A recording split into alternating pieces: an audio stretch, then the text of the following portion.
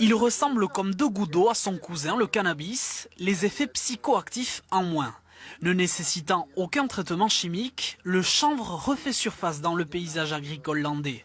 Frédéric en a planté 7 hectares le mois dernier. Ça me permet d'avoir une autre culture dans ma rotation, alterner entre les cultures d'hiver et les cultures de printemps. Et puis, c'était pour développer aussi cette culture au niveau local, quoi. Car c'est en effet toute une filière qui se met en place depuis quelques mois sous l'impulsion de Vincent l'Artisien.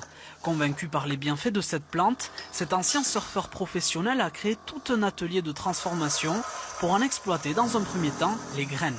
Les Chinois, plusieurs milliers d'années avant notre ère, utilisaient déjà le chanvre en alimentaire, en cosmétique, en thérapeutique. On a retrouvé des pyramides égyptiennes construites avec du béton de chanvre. On sait que toutes les voiles de tous les bateaux qui ont conquis toutes les terres étaient faites en toile de chanvre. Cette plante, elle est rattachée à l'humanité depuis des millénaires. Poudre de chanvre, graines décortiquées au petit goût de noisette, mais aussi huile de chanvre.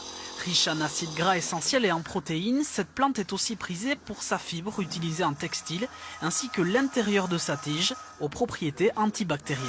Et on veut développer dans le futur, pas seulement la partie alimentaire, mais la partie textile, construction, thérapeutique, et tout ce qu'on peut faire avec cette plante. Pourquoi se limiter, quoi?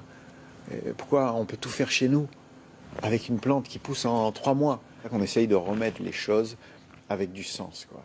Valorisé 2000 € la tonne, le chanvre est une nouvelle aubaine pour les agriculteurs bio. L'entreprise se fournit auprès d'une quarantaine d'entre eux dans les Landes, les Pyrénées-Atlantiques et le Gers. En tout 200 hectares cultivés pour l'instant et un fort potentiel.